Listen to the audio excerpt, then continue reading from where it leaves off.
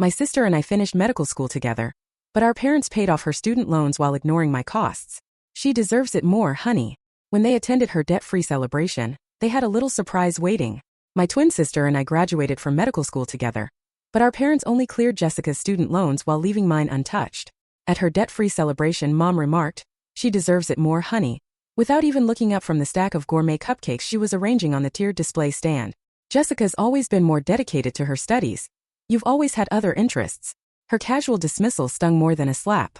I stood in our parents' kitchen, my freshly framed diploma in hand, trying to process their words. Mom, we both graduated with honors. We even had the exact same GPA. My voice stayed steady though my hands trembled slightly.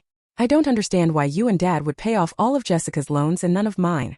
Mom sighed and finally looked up at me with that familiar, disappointed expression. Your sister doesn't have a wealthy mentor like Dr. Fleming taking an interest in her future. You've always had advantages Jessica didn't. I almost laughed bitterly. Dr. Vivian Fleming had become my research advisor only because I'd earned that position through grueling 80-hour weeks in the lab, while Jessica was off skiing in Aspen with our parents. My hard work had come at the cost of exhaustion, while my twin received unwavering emotional and financial support. So I'm being punished for finding my own mentorship opportunities? I asked, struggling to hide the hurt in my voice. Before I could get another word out, Dad walked in and put an arm around Mom's shoulder. "No one's punishing you, Audrey," he said. "We're just being practical. Your sister needs more help than you do. You've always been more resourceful. That's our way of saying we never attended your undergraduate research presentations, even while flying across the country for Jessica's volleyball tournaments. Resourceful is our explanation for why Jessica got a new car for her 20th birthday, while you got a gas station gift card." The next day was Jessica's debt-free celebration party. A celebration my parents had orchestrated as a testament to their financial decision, rather than her achievement. Invitations went out to extended family, her friends, even some of our former professors, all proclaiming, celebrating Jessica's achievement, as if graduating med school debt-free was solely her accomplishment. "I need to head out," I finally said. "I have an early shift at the hospital tomorrow. Will you still make it to Jessica's party?" Mom asked, her voice tinged with concern. Not so much for me as for the effect my absence might have on my sister's big night. "I'll be there," I promised, though the thought made my stomach twist as I walked to my car. Then my phone buzzed with a message from Dr. Fleming. "Need to speak with you urgently about the Patterson Fellowship." Big news. I stared at the screen as a cold realization set in. My parents' favoritism wasn't just unfair, it was about to become publicly humiliating, and I couldn't stop what was coming. Jessica and I had taken strangely different paths from the start. According to family lore, I was born first, quiet and observant, while Jessica arrived 6 minutes later, announcing herself with a strong, healthy cry. In our Cleveland childhood, Jessica was the outgoing twin who made friends easily and excelled in sports, while I was the quieter, bookish one, spending hours in the library devouring everything from astronomy to zoology. Our parents cheered at every one of Jessica's soccer games and dance recitals, while my science fair wins earned only a quick "good job, Audrey," and a pat on the head. When we both declared our intention to pursue medicine, our parents were thrilled for Jessica, but had worried conversations about whether I could handle the pressure. "Medical school isn't just about being smart," Dad had warned. "It's about determination and grit." Jessica has always pushed herself harder. During our undergraduate years at Ohio State, I managed a perfect GPA while working part-time to cover my expenses. Meanwhile, Jessica struggled with organic chemistry and physics, expenses our parents readily covered with expensive tutors and prep courses when she needed to retake the MCAT. Despite it all, I never resented Jessica. She was my twin and I loved her. She never created this favoritism, she simply benefited from it. We both got accepted to the same medical school in Michigan. For 4 years we studied side by side, supported each other through grueling rotations, and celebrated every success. I hoped our parents would finally see us as equals, but they continued to elevate Jessica's achievements while downplaying mine.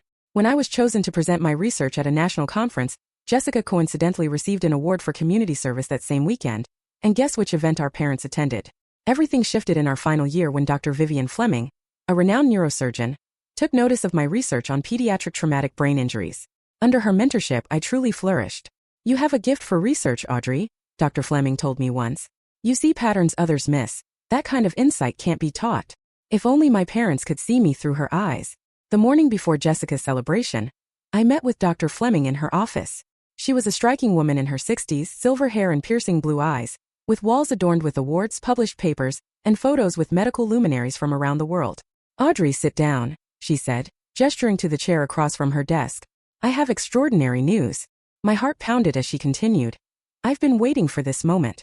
The Patterson Fellowship at Johns Hopkins, the most prestigious neurosurgical research position in the country, has been awarded to only one graduating med student nationwide. And they've selected you. Her smile widened. Congratulations, Dr. Audrey Collins. You're going to Baltimore. Joy, disbelief, and validation crashed over me in waves. The Patterson Fellowship was the pinnacle for any neuro researcher, and now it meant complete loan forgiveness. Finally, I'd be debt-free through my own merit, not thanks to parental favoritism. There was more. I've been invited to Jessica's celebration tonight. Your parents extended an invitation as a courtesy to faculty, not knowing about our mentorship. I'd like to announce the fellowship news there, if you're comfortable with that. My stomach dropped. I don't know, Dr. Fleming. It's supposed to be Jessica's night, and my parents might see it as me stealing her spotlight. Dr. Fleming's expression hardened slightly. Audrey, I've seen your family dynamics over the past 2 years, heard how they talk about both of you. I understand your hesitation, but sometimes recognition must be public to be truly acknowledged. I left her office, my phone buzzing again. A text from Jessica read, Mom's going overboard for tonight. It's embarrassing. Wish she'd put as much effort into celebrating both of us. See you there. I stared at the message, confused. It was the first time Jessica had ever mentioned our parents' unequal treatment. Before I could respond, another text came through, from Mom. Don't forget business casual for tonight, and please let your sister have her moment. This is very important to her. The contrast between the two messages was jarring. Maybe I'd been wrong about Jessica all along. And maybe tonight would reveal truths our parents had hidden for 26 years. That evening, Jessica's debt-free celebration was held at an upscale restaurant in downtown Detroit. Our parents had rented the entire rooftop terrace, a lavish extravagance that must have cost thousands. Stepping off the elevator, I was met by a large banner proclaiming, Congratulations, Dr. Jessica, with no mention that there were, in fact, 2 Dr. Collins in our family. I smoothed down my navy blue dress and took a deep breath. This was Jessica's night, no matter what Dr. Fleming planned to announce. Almost immediately, Jessica spotted me. Breaking away from a group of relatives, she rushed over, looking stunning in a silver cocktail dress. Her blonde hair, cut in a trendy bob, contrasted with my long, carefully styled locks. Thank God you're here, she exclaimed. Aunt Patty's asked me 5 times if I have a boyfriend yet. I laughed nervously. What did you tell her? She teased. Something like, I'm married to medicine, but if she knows any eligible neurosurgeons, I'm taking applications. I replied. Jessica linked her arm through mine. Seriously though, this is ridiculous. Mom invited half the med school. Dean Wilson is even here. I scanned the crowded terrace and sure enough saw the dean chatting with our father. Wow, they really went all out, she murmured. Lowering her voice, she added, Why just for me? We both graduated. We both worked our asses off. My stomach eased a bit. I realized maybe Jessica understood more than I had assumed. Then our mother appeared, champagne in hand. Audrey, Jessica, the Hendersons just arrived. Remember Thomas Henderson, the chief of surgery at Cleveland Memorial? You should go say hello. With that, she linked her arm with Jessica's, effectively pulling her away from me, and then turned to me. Audrey, could you check if the caterers have set out the gluten-free options? Cousin Beth is being difficult about her diet again. And just like that, I was pushed into catering management while Jessica was paraded before hospital administrators. Some things never change. As I directed waitstaff to the correct table, Dr. Fleming arrived. She looked elegant in a crimson pantsuit, commanding attention effortlessly. Audrey, she said warmly, embracing me. Are you ready for our announcement? I hesitated.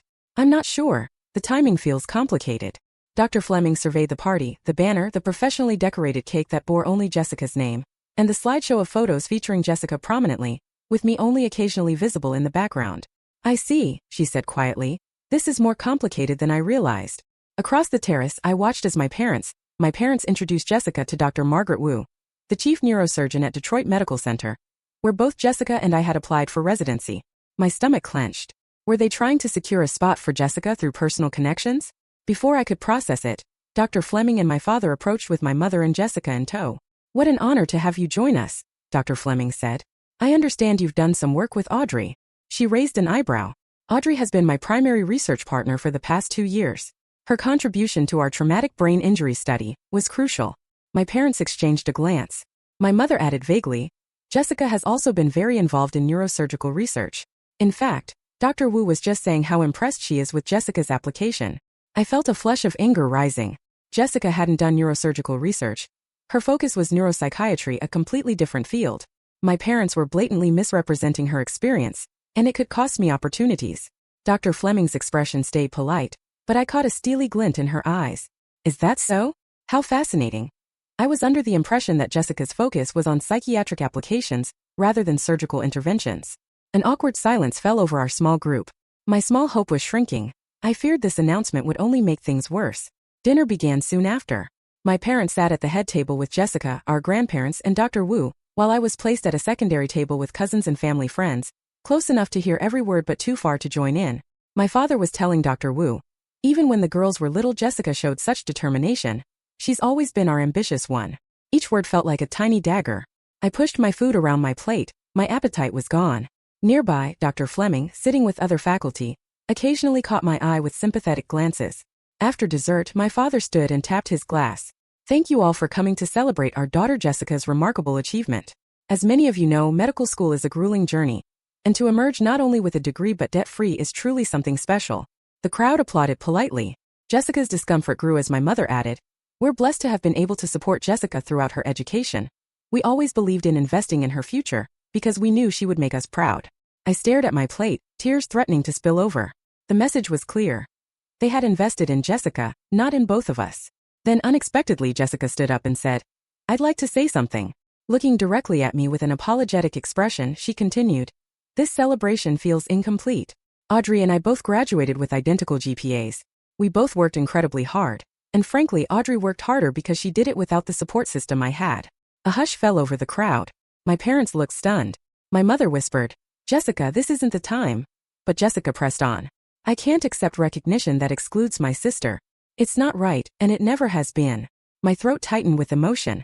After all these years, Jessica was publicly acknowledging the imbalance. It was both vindicating and heartbreaking. My father recovered quickly, his voice overly jovial. "Of course, we're proud of both our girls. Audrey has done very well too, but tonight is about celebrating Jessica being debt-free. A special achievement that you, Mom and Dad, facilitated, not one I earned." Jessica's steady but firm tone cut through the air. The tension was palpable. Our parents' perfect family image was cracking in public. At that moment, Dr. Fleming stood and said, "If I might add something." Her authoritative voice silenced the murmurs. "This seems like an opportune time to share some news about Audrey that many of you may not know." My parents exchanged worried glances. Audrey's research on neurovascular regeneration has earned her the Patterson Fellowship at Johns Hopkins. She explained, "For those unfamiliar, this is the most prestigious position offered to a graduating medical student in the country. It comes with full loan forgiveness and a substantial stipend." Gasps and murmurs rippled through the room. Dr. Wu's eyes turned toward me with new interest, and my cousins whispered excitedly. Dr. Fleming continued, "The selection committee specifically cited Audrey's innovative dual approach methodology, which she developed largely on her own while balancing a full clinical rotation schedule. I've mentored many promising physicians, but rarely have I encountered the dedication and insight that Audrey consistently demonstrates." The room erupted in genuine applause. People turned in their seats to smile and nod at me with respect. My parents remained frozen, their expressions a mix of shock, confusion, and dawning horror as they realized the narrative they had constructed about their daughters was falling apart. Jessica beamed at me. There was not a hint of jealousy in her expression. Dr. Fleming wasn't finished. "Additionally, I'm pleased to announce that I've arranged for the remainder of Audrey's medical school loans to be covered through our department's Merit Scholarship Fund, a decision unanimously approved by the board in recognition of her extraordinary contributions to our research program." I was debt-free too, and I had earned it. After the announcement, the celebration shifted dramatically. Faculty members who had once focused on Jessica began approaching me, asking about my research and congratulating me on the fellowship. Several clinical supervisors shared glowing stories about my work with patients, things I hadn't even realized they'd noticed. Meanwhile, my parents sat at their table, still in shock. They weren't just processing the news of my fellowship and loan forgiveness. They were witnessing the collapse of the narrative they'd built. The quiet, self-sufficient twin they had always overlooked was now the center of professional admiration. Jessica made her way to my side, a glass of champagne in hand. "Congratulations, sis," she said, clinking her glass against mine. "The Patterson Fellowship, that's incredible. Why didn't you tell me?" "I only found out this morning," I replied softly. "I didn't want to overshadow your celebration." Jessica frowned. "This ridiculous party was Mom and Dad's idea, not mine. I tried to tell them it was over the top and unfair to you. But you know how they get once they've made up their minds." Surprised, I asked, "You did?" "Of course I did," she said, looking hurt. "Audrey, I've always known they treated us differently. I just didn't know how to fix it without making things worse." Before I could respond, Dr. Margaret Wu approached. "Dr. Collins," she said, looking directly at me, "I was very impressed by Dr. Fleming's account of your research. We should discuss whether you'd consider bringing your work to our neurosurgery department instead of Johns Hopkins." I blinked in surprise. "That's very flattering, Dr. Wu, but I've already accepted the Patterson Fellowship." Jessica interjected, putting her arm around my shoulders. It's a once-in-a-lifetime opportunity, but you should know my sister never does just one revolutionary thing at a time. I'd bet you'll have another groundbreaking study underway within months of arriving in Baltimore. Dr. Wu smiled. Well, when you've completed the fellowship, keep Detroit in mind. We'd be fortunate to have you, she said, nodding at both of us in our respective specialties. After she walked away, I turned to Jessica in amazement. You didn't have to do that. I know you wanted to stay in Detroit for your residency, and I still can, Jessica replied. But I won't let Mom and Dad manipulate the situation or keep you from opportunities. That's not who I want to be. Across the room, I saw my parents finally rising from their table, moving hesitantly toward us. Their slow path was interrupted by guests eager to speak with me. A novel and clearly unsettling experience for them. Here they come, Jessica murmured. Ready for this? Not really, I admitted. When they finally reached us, my father said, his tone carefully proud yet masking confusion. The Patterson Fellowship, that's quite an honor. Why didn't you tell us you were being considered for something so prestigious? My mother added, a hint of accusation in her voice. Would it have mattered? I replied quietly. You've made it clear where your support and interest lie. My parents exchanged uncomfortable glances. That's not fair, Audrey, my father began. We always supported both of you differently. My mother quickly interjected. We supported you both differently because you had different needs. Jessica shook her head. Mom, Dad, let's not do this tonight. We're going to have a real conversation about this soon, all of us. No more pretending. At that moment, Dr. Fleming appeared at my elbow. Audrey, the dean would like a word. Something about featuring your fellowship in the alumni magazine. She smiled at my parents, her expression pleasant but her eyes steely. You must be incredibly proud to have raised two such accomplished daughters, though I imagine it's particularly gratifying to see Audrey's hard work recognized. After all she's overcome. The rest was left hanging in the air, a testament to a night when truths emerged, and our carefully built family story began to unravel. My parents managed to look embarrassed.